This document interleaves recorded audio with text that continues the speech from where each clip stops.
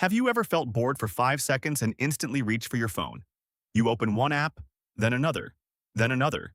Not because you really want to watch something, but because silence feels uncomfortable. Now imagine a human 40,000 years ago. No phone, no internet, no television, no endless entertainment. Just fire, darkness, weather, other people, and the sounds of the world. So what did ancient humans do when they were bored? The strange answer is this. They probably were not bored in the same way we are.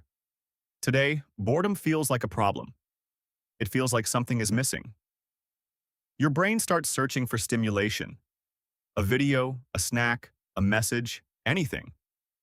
But for most of human history, the brain was not surrounded by instant stimulation. The ancient human brain lived in a slower world. And in that world, empty time was not useless. It was where the mind started working. Ancient humans had quiet moments, time between hunts, time while gathering plants, time while making tools, time waiting for food to cook, time sitting near the fire after sunset. And when nothing urgent was happening, the mind did not shut down. It observed. It remembered. It imagined. A broken branch might mean an animal passed nearby. A change in the wind might mean rain was coming. A new sound at night might mean danger. The world was not empty. It was full of information. Modern boredom often comes from being disconnected from the environment.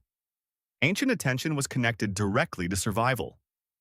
When a modern person says, "I'm bored," they often mean, "Nothing is entertaining me." But an ancient human did not expect the world to entertain them. They had to participate in it. And this is where boredom becomes interesting, because boredom might be one of the reasons humans became creative. Think about a quiet evening thousands of years ago. The group gathers near a fire. Someone sharpens a tool. Someone watches the children. Someone stares into the flames. And someone starts telling a story. Before writing existed, stories were not just entertainment. They were memory. They were education. They were survival instructions wrapped in emotion. A boring evening could become a lesson. A quiet walk could become a song. A blank cave wall could become a painting. Humans did not just survive because they were strong. They survived because they could imagine. In the modern world, we treat boredom like an enemy. But boredom is not always a sign that something is wrong. Sometimes boredom is your brain asking for space. Space to process. Space to connect ideas. Space to create something new. The problem is that modern life rarely gives boredom enough time to become useful. The moment boredom appears, we kill it. You wait in line, you check your phone. You sit on a bus, you check your phone. You eat alone, you watch a video. You wake up, you scroll. You go to sleep, you scroll. You never let the mind sit in an empty room long enough to hear itself. Ancient humans did not have this option. If night came, the world became dark. There was no infinite feed. There was just the mind, the body, the group, and the environment. This might be why modern boredom feels so painful. Our brains are ancient, but our environment is not. For thousands of generations, stimulation came from reality. Faces, weather, fire, food, danger, movement, the sky, the seasons. But now stimulation comes from screens, fast cuts, infinite videos, bright colors, notifications, artificial rewards. Your brain did not evolve for this much input. So when the input stops, silence feels wrong.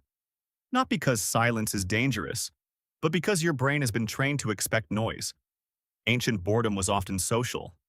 People waited together, walked together, prepared food together, raised children together, sat by fire together. A slow moment was shared.